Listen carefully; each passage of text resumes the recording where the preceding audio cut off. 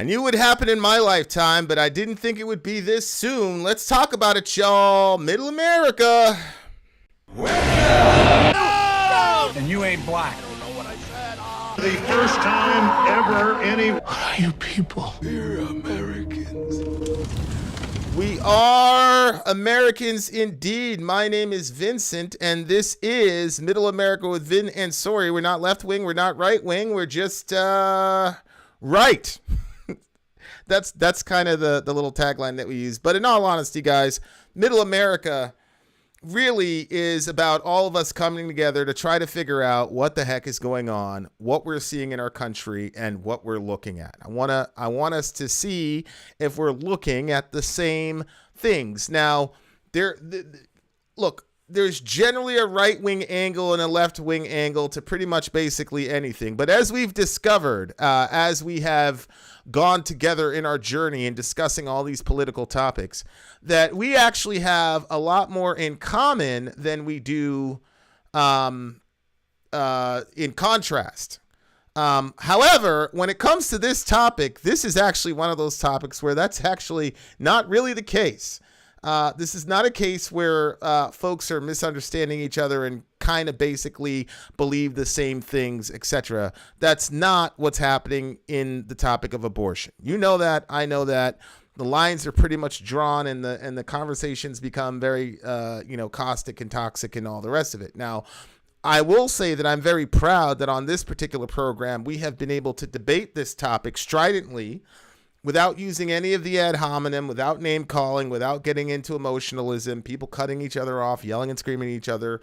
All of us who have taken part in these debates on this forum have showed the utmost in respect in decorum, and I think we need more of that. Okay, now, here is the giant brouhaha, and it is a giant one. I mean, it's such a giant brouhaha that I was certain that it was fake news when somebody actually told me, hey, Vin, the Supreme Court has just struck down Roe v. Wade. And I said, that's impossible. There's no way that happened. Well, it turns out I was completely in the wrong. So CNN has opinions on this, and so does Politico.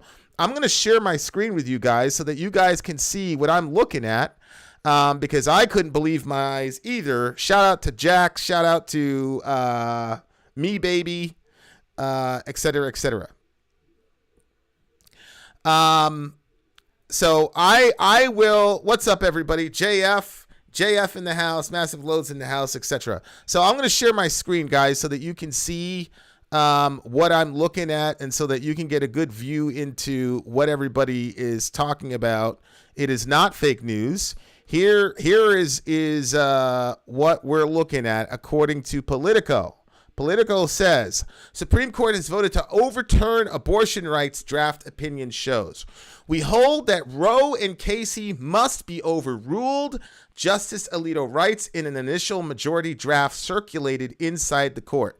That means they have already, shout out to MW. That means that they've already had the discussion, they've already deliberated, they've already debated, they've already gone back and forth, and then they have now come up with a ruling. Okay? So that's what that means when they say that.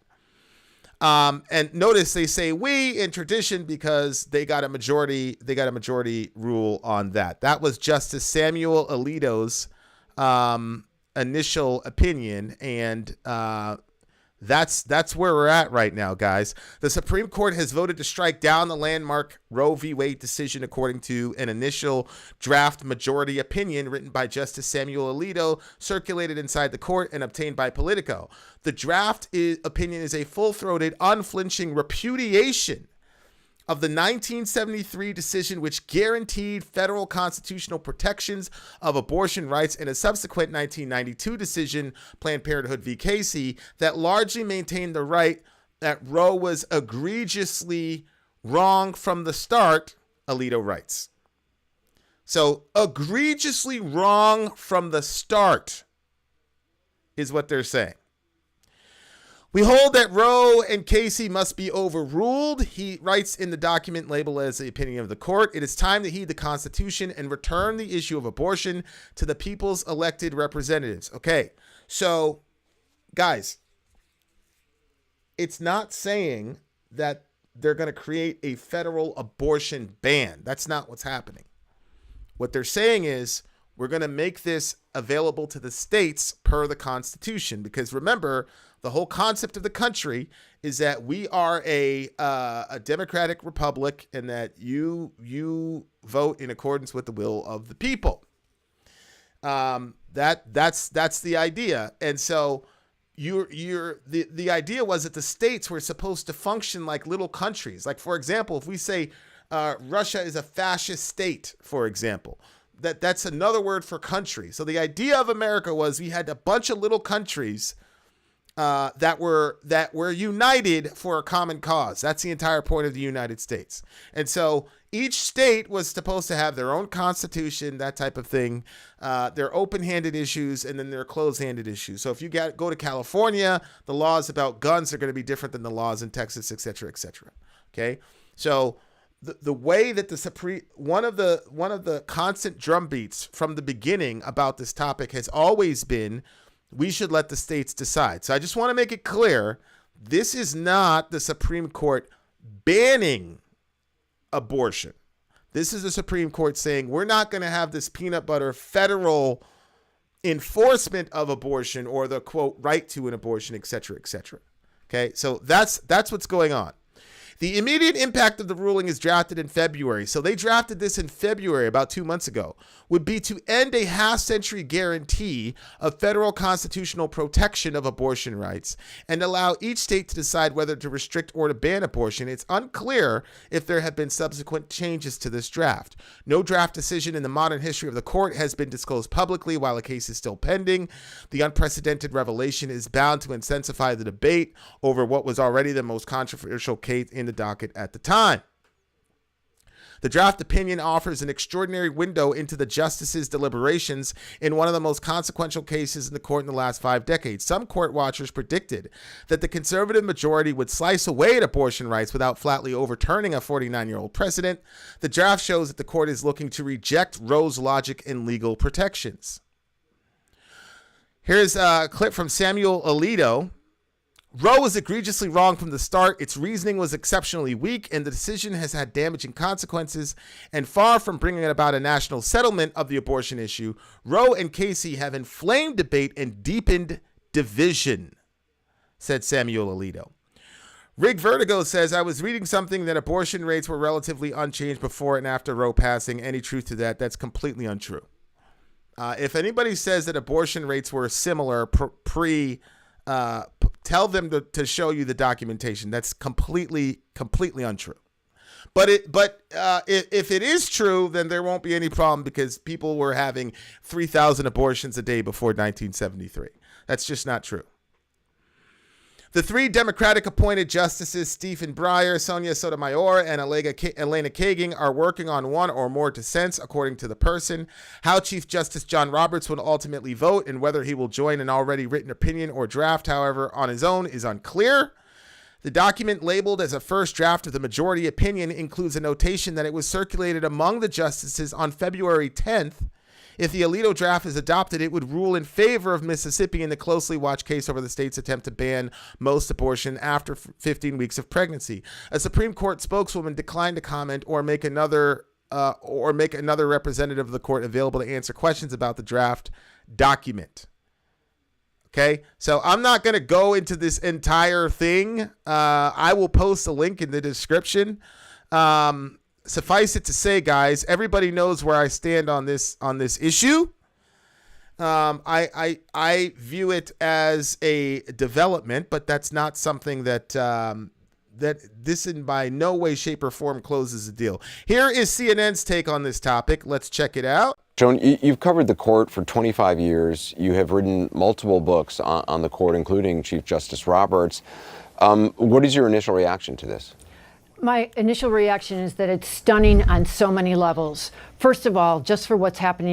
I mean, I agree. I'm like I said, I've been saying this from the beginning. I told you guys, I believe abortion is going to be overturned, struck down in my lifetime. I've said that on a bunch of occasions. Every time we cover abortion on this channel, we say that. But I am not, shout out to David Powers. I figure I'd see you on this one, buddy. I did not see it coming this quick. I did not see it coming this quick. Middle Earth says, that is exactly what we were taught in law school, constitutional law, that Roe was a joke. Guys, a lot of people use terms like woman's right to choose. A woman has the constitutional right to do what she wants with her own body.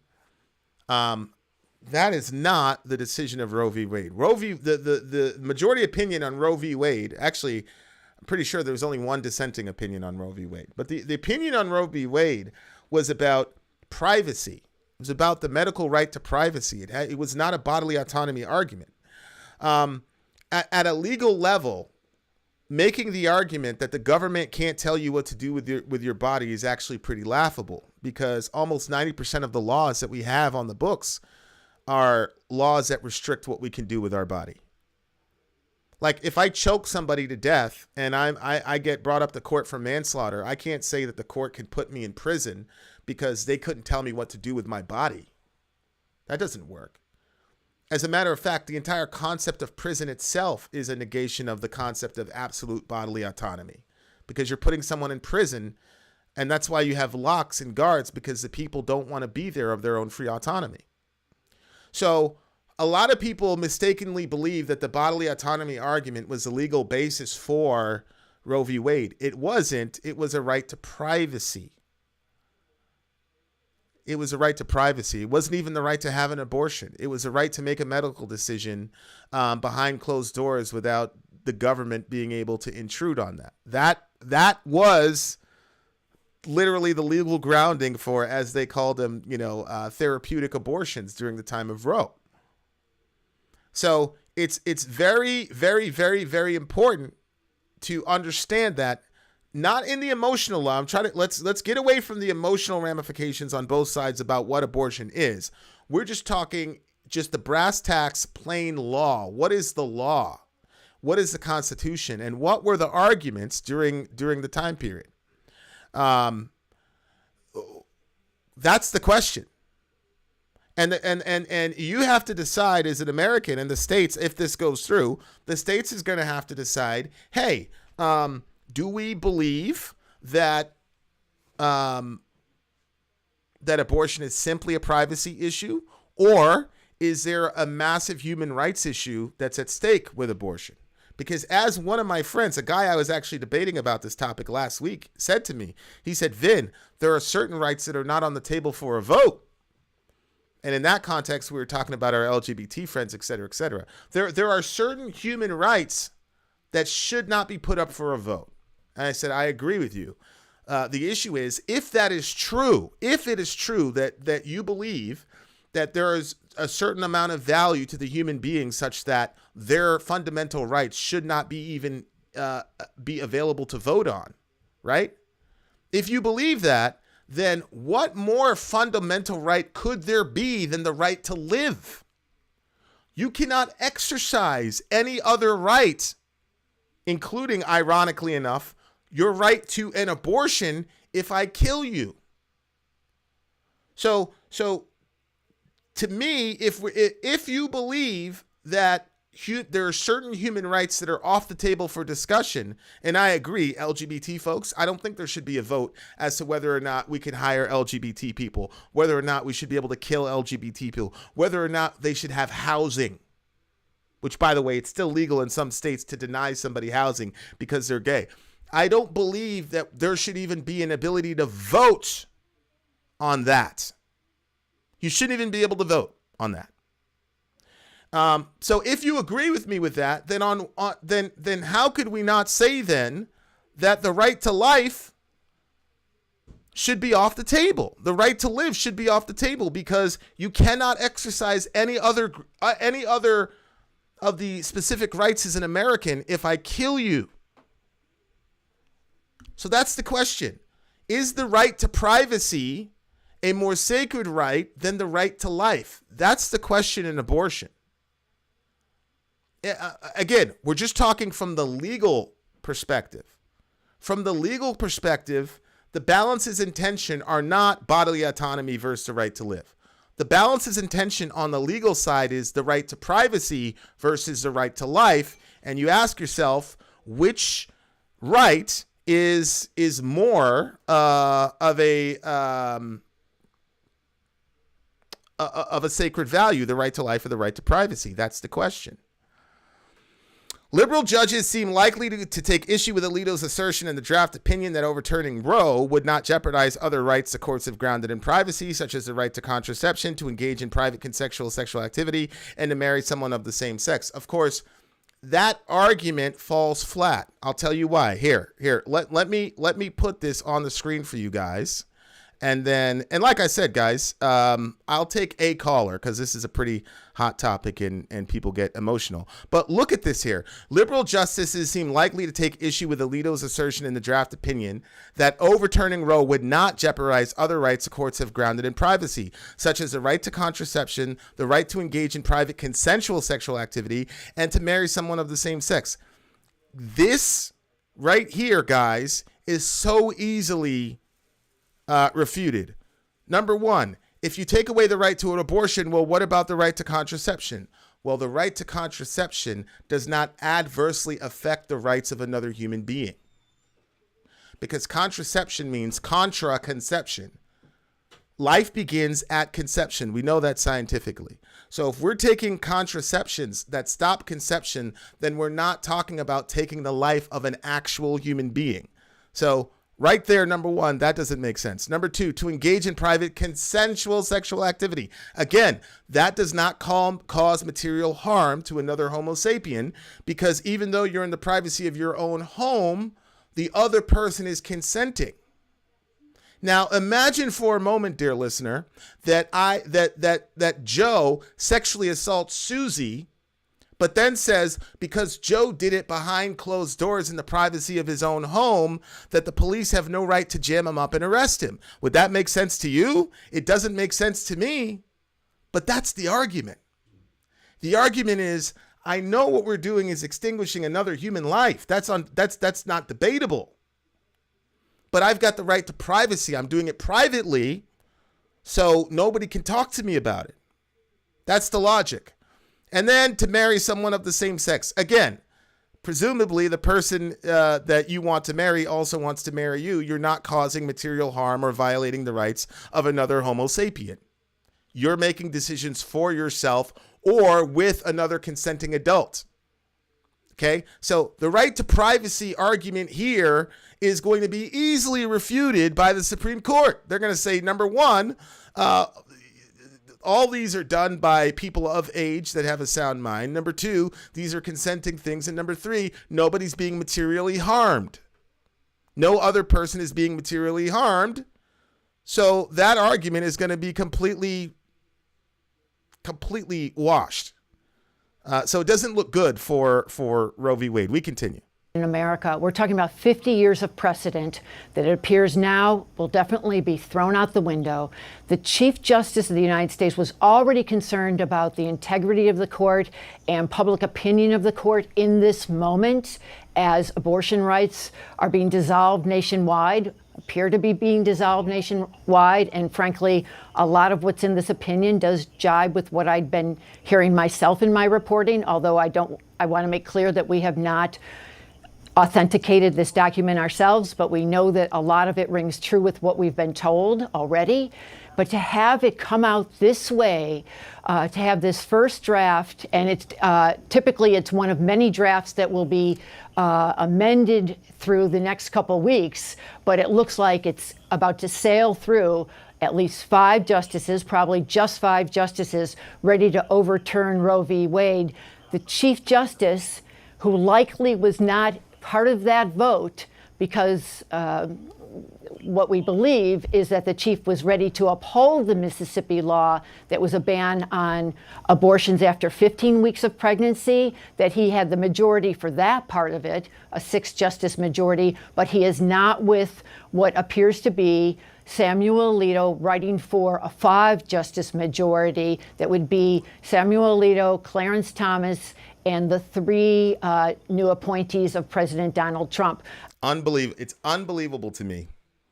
It's unbelievable to me that Donald Trump could be almost single-handedly responsible for dismantling this ruling. It's mind-boggling. It's absolutely mind-boggling. Again, this is what Politico was reporting as part of this draft.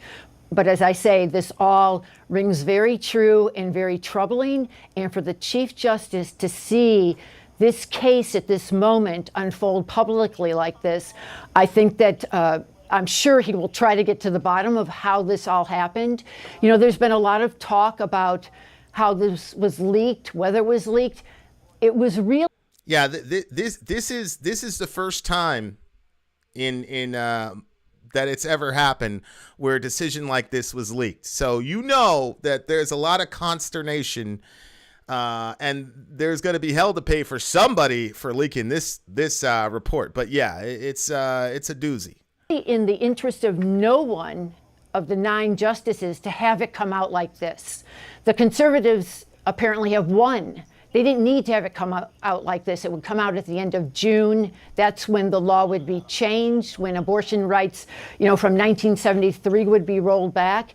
It would not be in the interest of the 3 liberals, who I'm sure are dissenting vigorously. We don't know yet whether the first drafts from the centers had been circulated, because all we have is apparently this one first draft for the majority. So there's so many unanswered questions about how Justice Alito's colleagues would be reacting to this.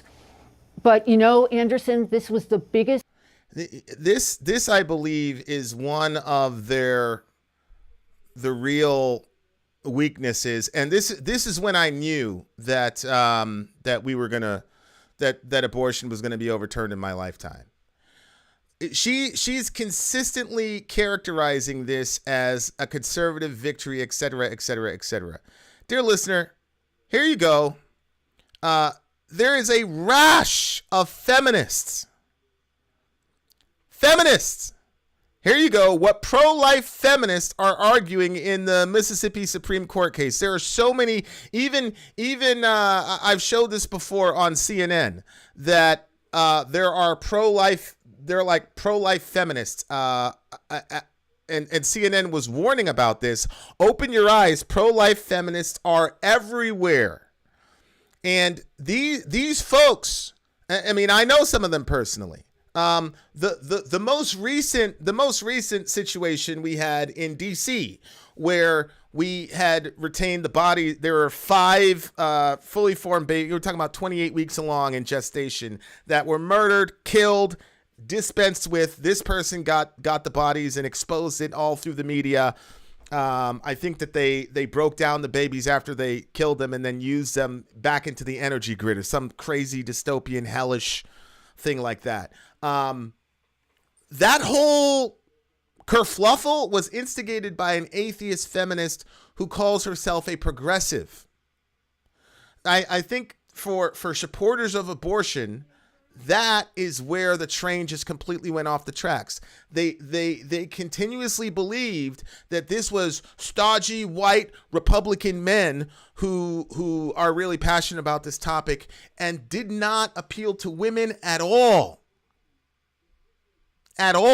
When in reality, I've been on the ground like you guys have no idea. I'm talking about amicus brief, Supreme Court, 4-hour deposition with state lawyer shit that I was involved in. God strike me if I'm lying. And I'll tell you, the vast majority of operators in our crew were women.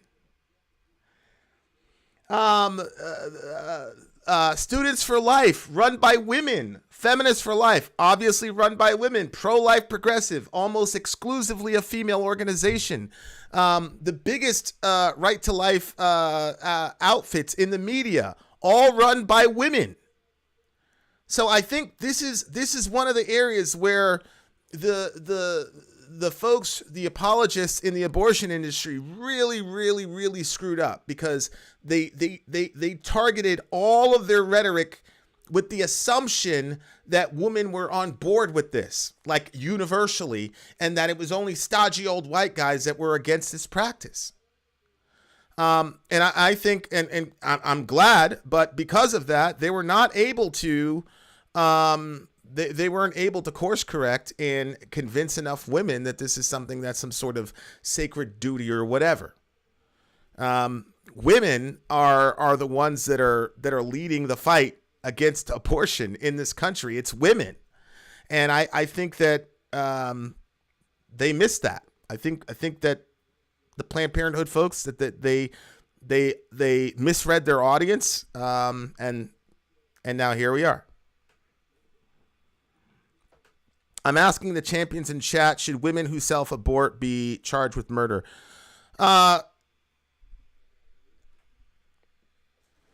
I don't think that that's necessary. I think that if you make abortion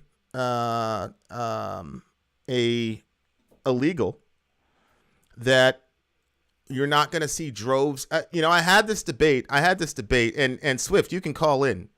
I had this debate with somebody where they were claiming that we were going to see this giant rash of women who are dying in abortions, because when you make abortion illegal, all these women are going to go out and start, self-aborting. And I'm sorry, but the data just doesn't tell us that.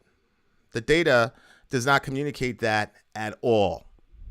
So now, look, if you have data that demonstrates that we're going to have this giant rash of women who are going to be, doing the coat hanger thing, please let me know. Get me the data. I would like to see it.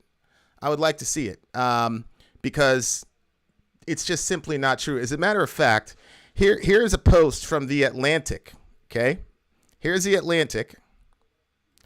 And here's what The Atlantic says about that topic. It says, when abortion is illegal, women rarely die, but they still suffer. So women are not dying from these self-induced abortions in countries where abortion becomes outlawed.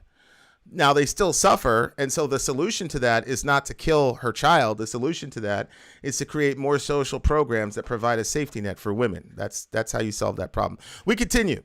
Case of this term, the biggest case of the decade in some ways, and to have it burst forth on the American public like this is, to use a word that John Roberts used in his own confirmation hearing, a jolt, and 10 times a jolt.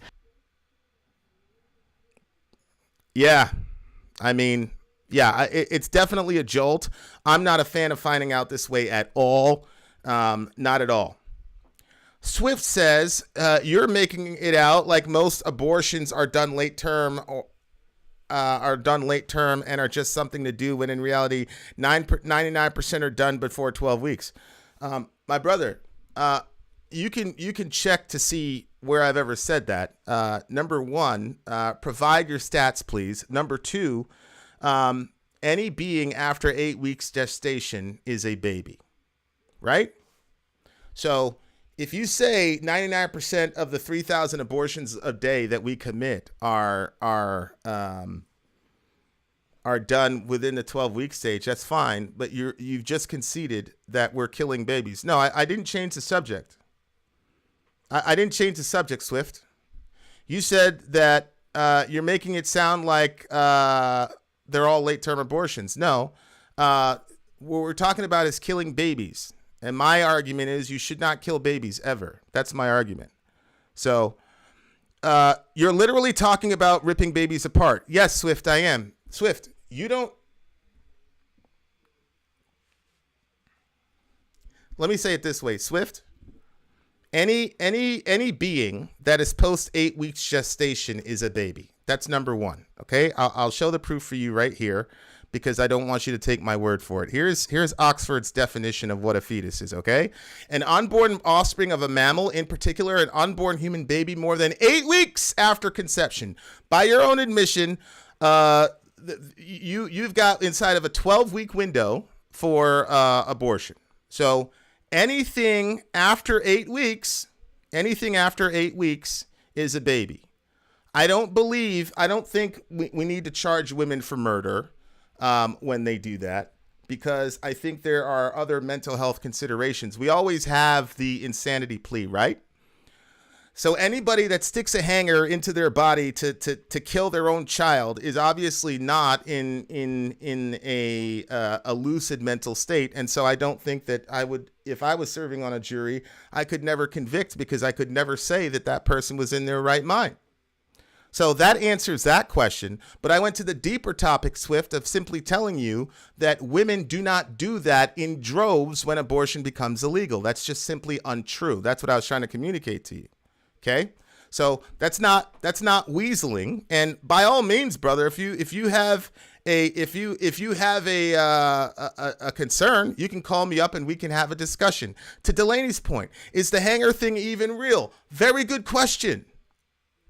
Very good question, because I keep hearing about the hanger thing every time abortion comes up. There should be droves of incidences prior to 1973 where women have been admitted to the hospital because of puncture wounds in their birth canal. Where are these documents? Where is the proof that these women go on these giant? I give women a little bit more credit than that. I don't think the women in Saudi Arabia are doing themselves like that. You know what I'm saying? I don't think so. Okay, Swift, I'm gonna try again. I'm gonna try again with you, okay? Would I charge them with murder? No, I would not charge them with murder because I do not believe that anybody that does that is in their right mind, and we have exceptions for the mental state of the person being charged. So I answered that question, but that doesn't deal with the issue. When you said Vin, you're literally talking about ripping babies apart. That is what happens. The second most popular form of abortion, Swift, and you might not know this. It's called a dilation and curettage abortion. They take a Sofer clamp. Okay, a Sofer clamp is basically long scissors with teeth at the end of it. They stick it into the birth canal. They take the arms off first, then the legs. They eviscerate the stomach, and then they squeeze the head till a white substance exits the mother's cervix, which was the baby's brains. This is coming from a guy who did the procedure hundreds of times. That's the second most popular form of abortion, and you do not need to be mega late term for that to happen. My wife is currently 15 weeks pregnant.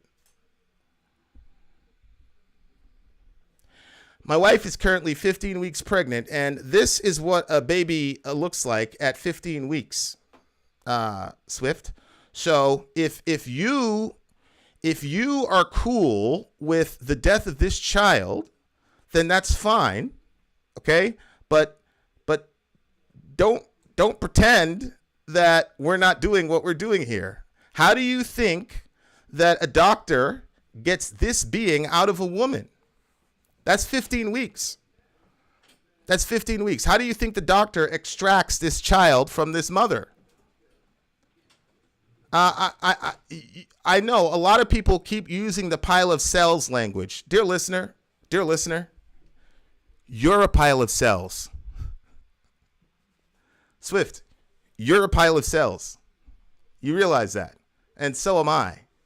There is no scientific or ontological distinction between myself and my son in my wife's womb. We're both human beings. We both have human DNA. Okay? So, nope. I'm not saying women who don't want to carry a baby to term are mentally ill. What I'm saying is a woman who sticks a hanger up her birth canal and endangers her life because she thinks that that's somehow going to kill a child is obviously not in a lucid mental state. That's what I said, my brother. So let's try to when we're debating each other, since you won't come on and have the debate, which is fine, let's try to characterize each other as closely as possible to the words that we actually used. So no, I don't believe women who don't want, there's lots of reasons that a very well-adjusted, brilliant, mentally lucid woman would not want a child. That's not what I said. What I said was the action that they take to relieve themselves of that problem is the issue. In the same way that there are a lot of mentally acute people who go through horrible traumas and wish that they were not in that trauma. But if they decide to solve that trauma by killing their sister, I would say, yeah, that's an indication of mental illness. That's what I would say. So it's not the undesirability of the pregnancy that's a mental health issue. The mental health issue is throwing yourself down the stairs or sticking a hanger up your birth canal, which is why every time I ask for the documents that show that this was a pandemic in America, it never gets produced, because women are brilliant beings. They don't do stuff like that. They don't. And if you say that they do on any sort of trackable average, then just get us the data and we'll do it.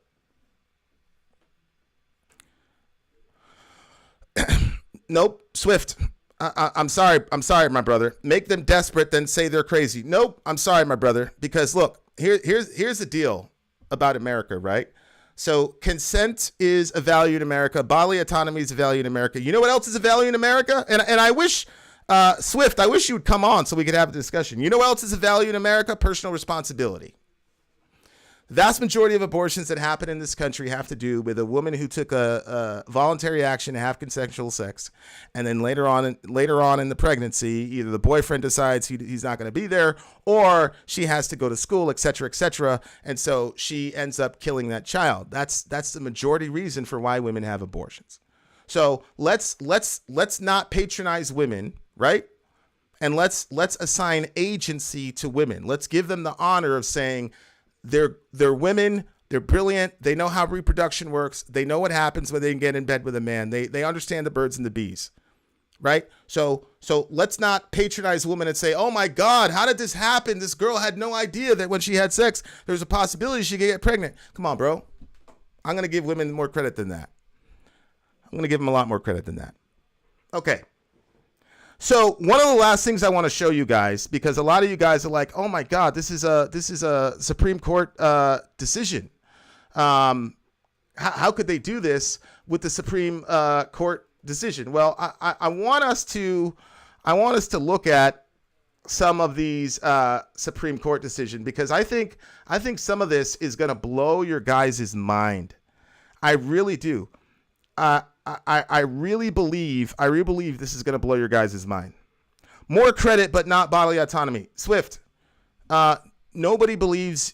You probably weren't here when I talked about the concept of bodily autonomy. My brother, nobody here believes in absolute bodily autonomy.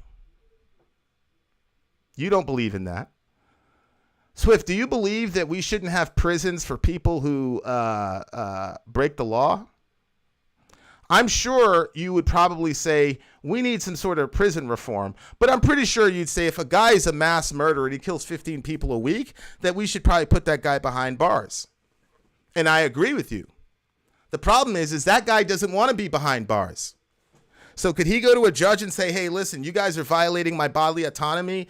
I don't want to be in prison, okay? You guys are violating my bodily autonomy. You got to let me out. My brother, almost all the laws that we have in this country are restrictions on what you can do with your body.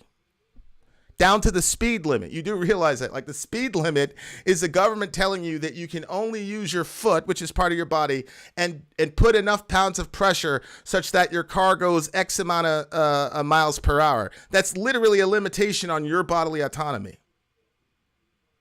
So nobody believes in universal bodily autonomy. Everybody believes that bodily autonomy has to have limits. Everybody believes that, whether you're pro-choice, pro-life, whatever you call yourself, okay?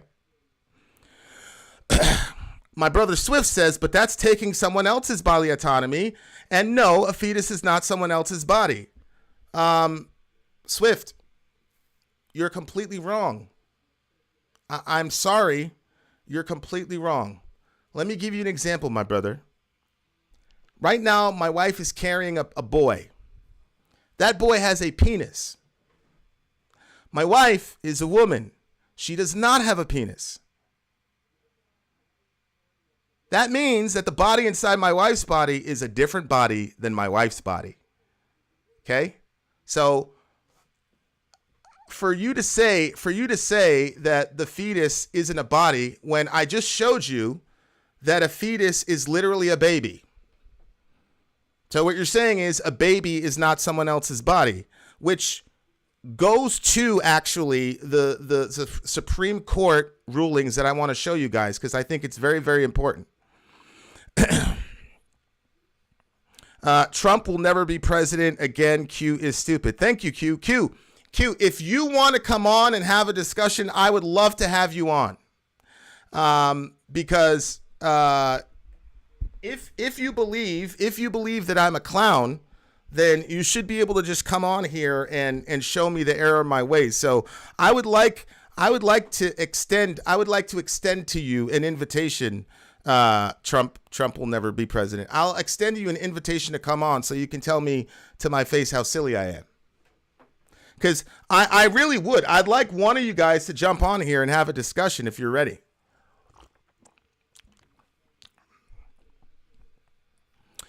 I'm going to answer.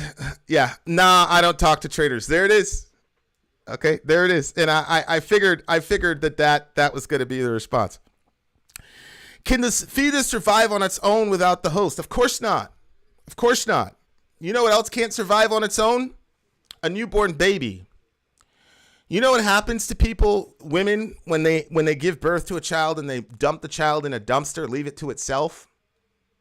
Do you know what happens when the police figure out who did that? We put handcuffs on them. Now, what if we were putting handcuffs on that beautiful young woman and she says, hey, I left this kid.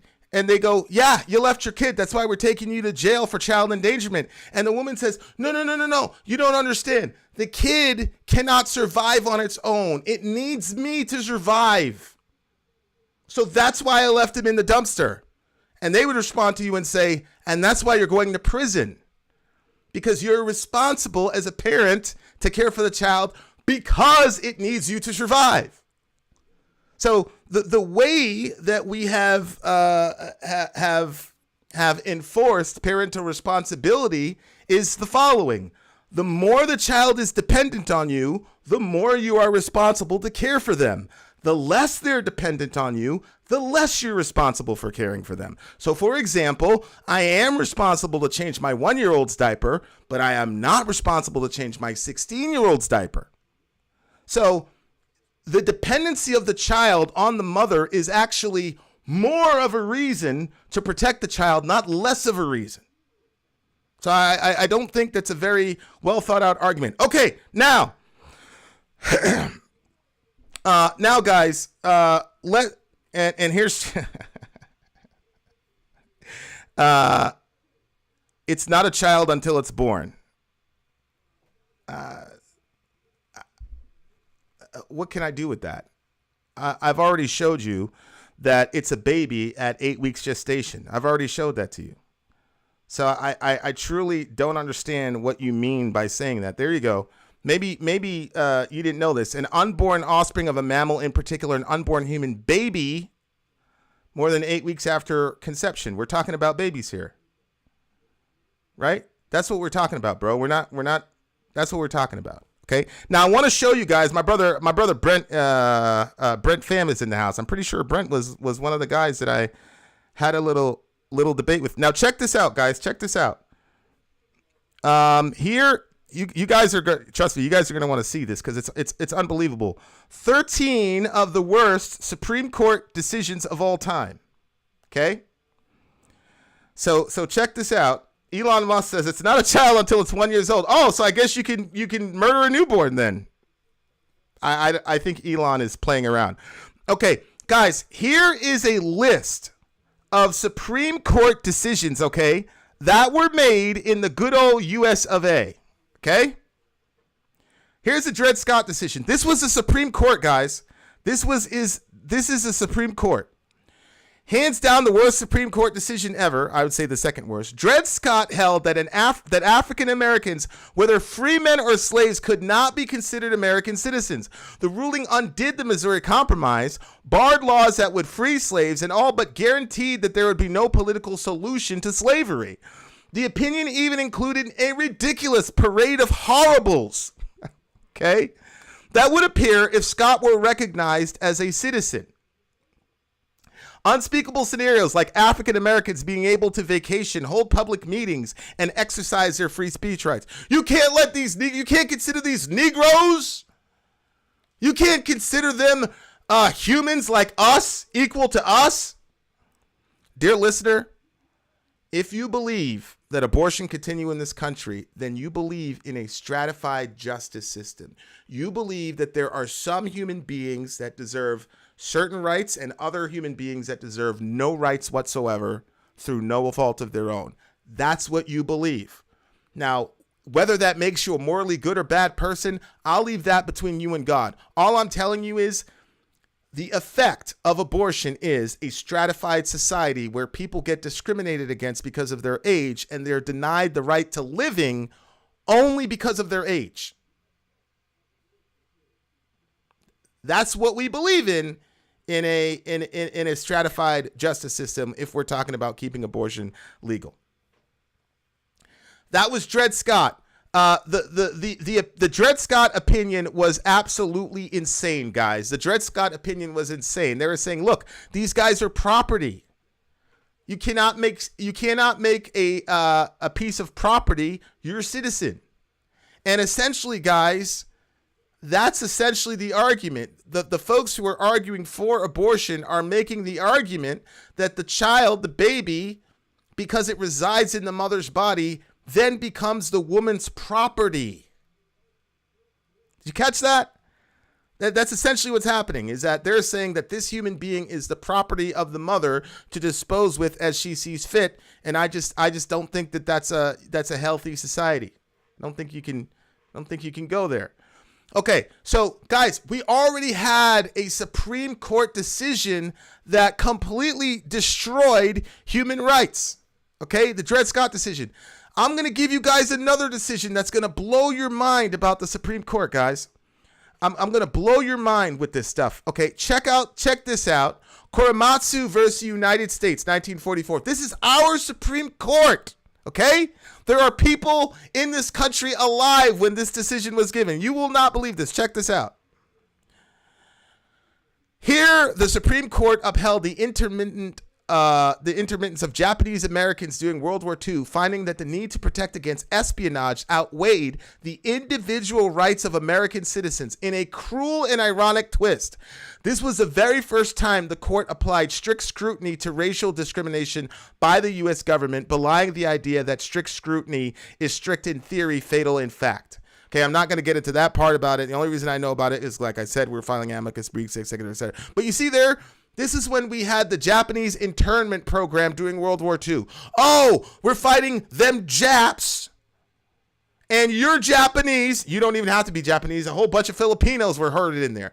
You're Japanese. You're Asian looking. We're going to put you in a freaking concentration. Literally, we put these people in camps. And it got all the way up to our Supreme Court. And our Supreme Court decided that that was cool, y'all.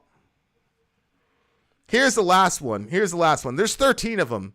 This one is going to blow your mind. Speaking of pro-choice, here's Buck v. Bell. Eugenics, yes, please. The court declared in this terrible decision, which still stands as good law. It still stands as good law, guys. What I'm about to read you is still the law in the United States of America. Listen to this. In an 8-1 decision, one Roman Catholic guy dissented on this. In an 8-1 decision written by Justice Oliver Wendell Holmes, the court upheld, listen, the forced sterilization of those with intellectual disabilities. For the protection and health of the state, Justice Holmes ruled that society can prevent those who are manifestly unfit from continuing their kind, and ended the opinion by declaring 3 generations of imbeciles are enough. In this country, it is legal to forcibly sterilize women, because Carrie Buck, that was the person that had filed the grievance. Carrie Buck was sterilized because she had mental issues. She had mental retardation. They sterilized her because she was unfit, and it was going to screw up the gene pool in America. Guys, that is still currently a standing law in this country. Buck v. Bell was never revoked. It was never revoked. And guys, did you did you ever consider how this story didn't make complete public news?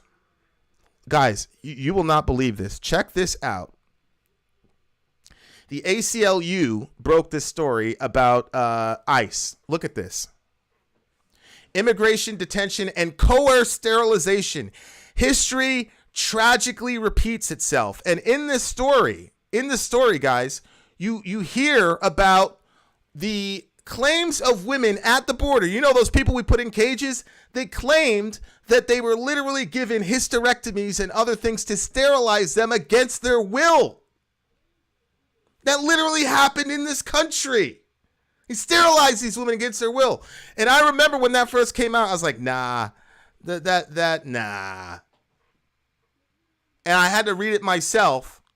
That's why, guys. Because we have Buck v. Bell. Because we have Buck v. Bell, they're able to do things like that. Okay? Now, again, I said they made these claims. These are claims. Okay? And this is and notice in this article, they actually brought up Buck v. Bell. They actually brought up Buck v. Bell in this article with the ACLU. Okay? So, guys, this is where we are in the United States of America.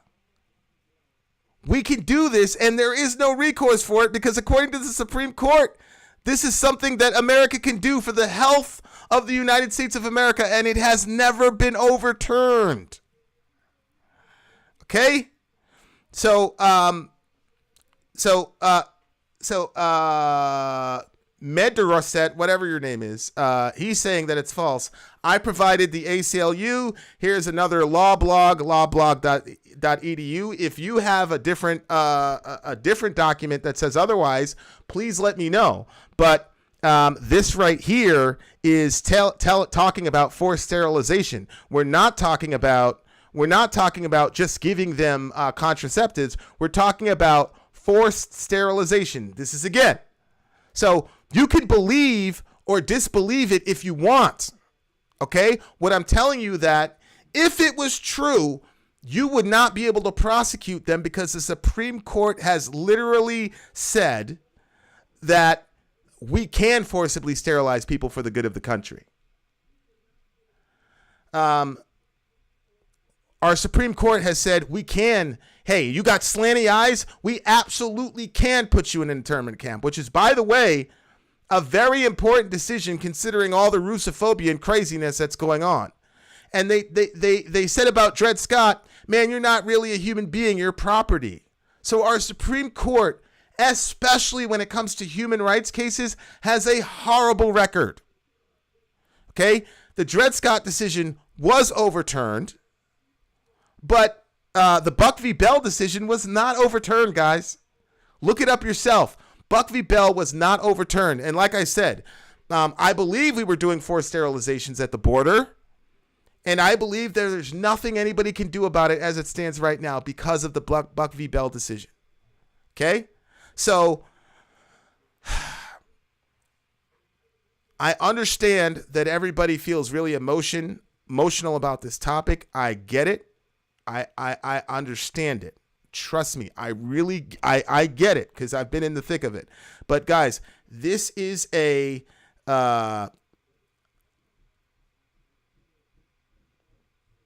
is a human rights issue of our day. I'll say it that way. And I think the next generation, and I think, I'm not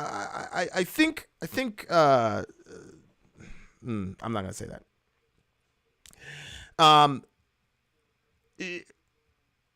But in our country, we have screwed up so many times, guys, on human rights issues. Our Supreme Court has been wrong on so many occasions when it regards human rights. Can I challenge you to inspect your own thought process and consider maybe you've been wrong on this? If you were in the 20s when they came out with Buck v. Bell and all the rest of it, would you have gone along with it? Would you have gone along with the Dred Scott decision? How do you know? Can I ask you a serious question? You know, everybody has that picture of everybody doing the Sieg Heil thing, and then there's that one guy with his arms crossed, and everybody wants to believe that they would be that one guy crossing his arms. Really? Would you? You really would be the one guy? Dear listener, I'm a Christian, so I'm very well aware of the way that many Southern Christians tried to, rip pages out of their Bible to justify the actions that they had committed. But dear listener, let's not get this confused. It was the secularists who came up with the discipline known as scientific atheism. Scientific racism. It wasn't all atheists that were doing that. It was the secularists that came up with the concept of scientific racism, which codified black inferiority into science. They did that because it justified, on a secular perspective, enslaving these people. And the vast majority of Southern folks were pro-slavery. But you would have been different? The vast majority of the German citizenry, your average German citizen, was full of rage and anger and did nothing as the Jews were being carted off to concentration camps. But you would have been different? You think so? So now here we have, now it's our turn to deal with a human rights issue. Are you sure you're on the right side? Are you sure? Do you find these arguments compelling? It's a fetus, it's not a baby. Do you find that to be a compelling argument? Do you find saying, making up false statistics that don't appear anywhere, do you find that to be a compelling argument? Do you believe that you're arguing firmly on the side of reason and logic and morality? Dear listener, at the end of the day, the abortion discussion is a tension between two poles. On one hand, you have the right to privacy. On the other hand, you have the right to life. That is the legal discussion. Okay? That's the legal discussion. The legal discussion is, on the one hand, you've got privacy. On the other hand, you have life. One of them is going to lose. So pick one. That's the argument. I would commend it to you. I'd commend it to you. I would say that as the adults, we bear the responsibility to care for our children when we make them. And as a society, we are responsible for all the women in our society to make sure that all the women in our society are protected and taken care of, and that there's not a single woman who has to decide between her future and her child. So that is also our job, and that is also legislation that needs to be passed. And that's one of the reasons why I am not spiking the football about this issue, because overturning Roe doesn't get to the root causes of a lot of abortions. A lot of the root causes of abortions, a lot of them have to do with access to resources. And so you guys have no idea how much work we've got to do in regards to social change, in regards to legislation, in regards to our entire culture. I've talked to 16-year-old kids whose guidance counselor immediately recommended abortion once the girl got pregnant. But the guidance counselor was not outside with that kid when he was crying his eyes out and telling me, I just killed my son. The guidance counselor was nowhere to be found. It was just me, a couple of the girls on the side of the bench crying our eyes out in front of the clinic with this kid. So our entire culture has to be changed. What would those kids have been told if abortion wasn't on the table? Then the guidance counselor would have said, holy shit, okay, well, let's figure out how we're going to make this work. Are we going to do distance learning? What are we doing? Those conversations create different outcomes. But when you have that on the table, that's the culture you're going to create. Okay? That's the culture you're going to create. And yeah, Delaney, it was one of the saddest moments of my life, because that dude walked into that clinic. He's one of these white guys that listen to some 50 Cent. Now he thinks he's a gangster. So he's saying all types of gangster shit. And then a couple hours later, I saw him outside the bench with his head in his hands. He was crying his eyes out. He named the kid. They had like some family name. He named the kid. I'm like, bro, you named the kid. Why would you do that? And it was the guidance counselor and the mom, Shorty's mom, who told them there was no option. I'm just spilling right now, guys. They told that dude that he had no options. That's what they told that dude and that girl. And I mean, what can I do? It's an irreversible decision. He named the kid and everything, and there he is stuck with the ramifications of what he did by himself. So I pathetically did all that I can do, and I prayed with the kid. And I got to tell you, that's the most useless I've ever felt as a human being in my entire life.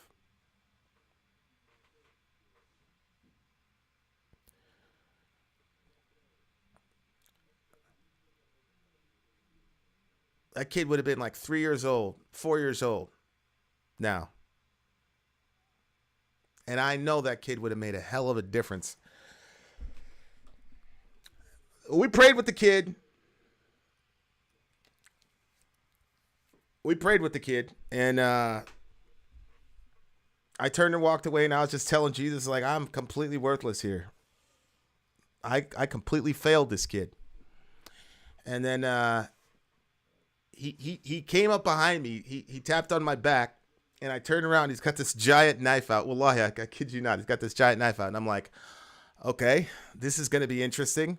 So I looked at him, and he said, listen, I made a lot of bad decisions today. And he said, I can't make another one. And no bullshit, this kid gives me this knife. This big, right on Main Street in Portland. Congress Street in Portland. The knife was literally about this big, guys. And he handed it to me. He said, take this from me. I can't make any more bad decisions today. So,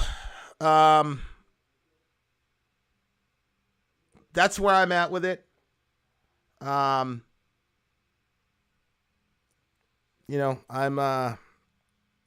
where I'm at with it. I think that's why I'm not spiking. That's why I'm not spiking the football, because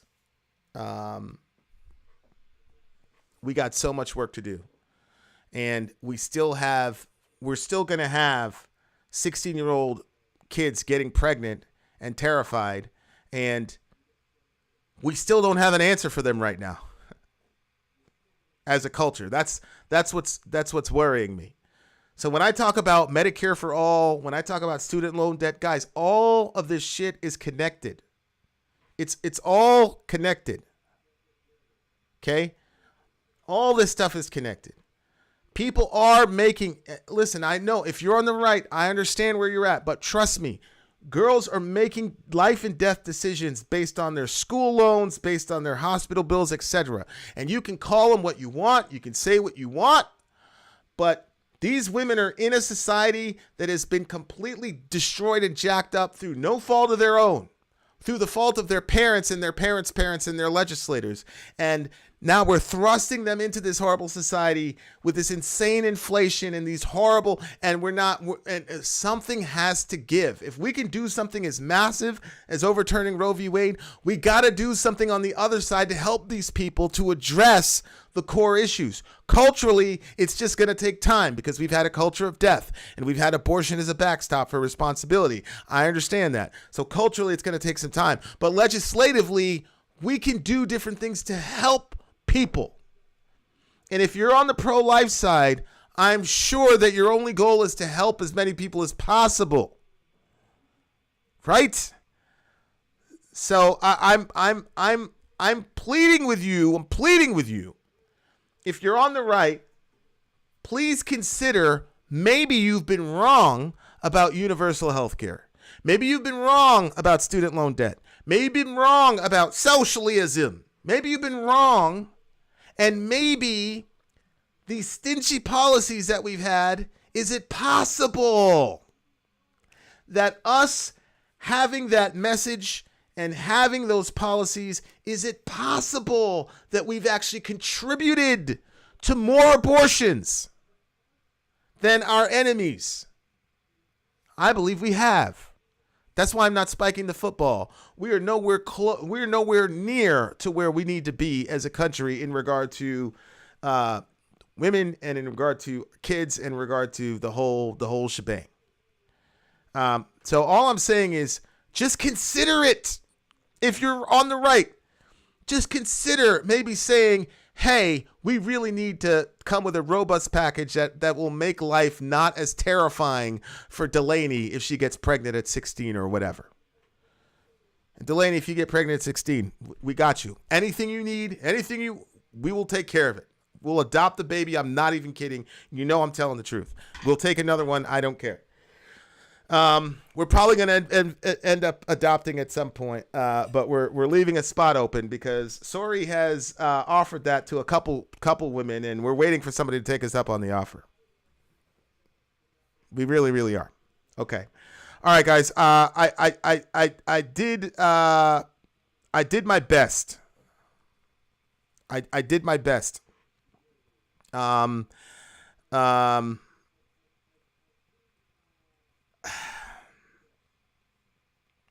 I just hope, look, if you're a woman here and you're afraid of the future, you're just so helpless in these situations. Don't be afraid. You got people that are going to help you. And trust me, if you give that kid a chance and if you give yourself a chance, trust me, it's going to be great. Okay.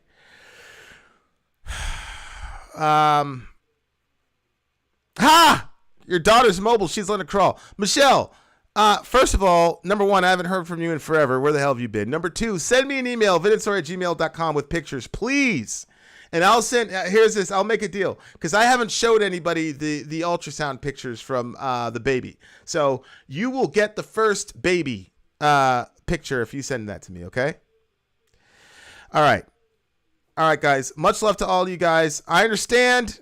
A lot of people are going to be upset about it. I understand that, but that's where I'm at. Much love to all of you guys, whether you're pro-choice, pro-life. I love you. It's all good. God loves you. We're all going to figure it out together. We're going to be good to go. Much love to all of you guys. Vin out. In the meantime, love your neighbor. Take care of each other. Middle America, we are the media. Till next time, guys.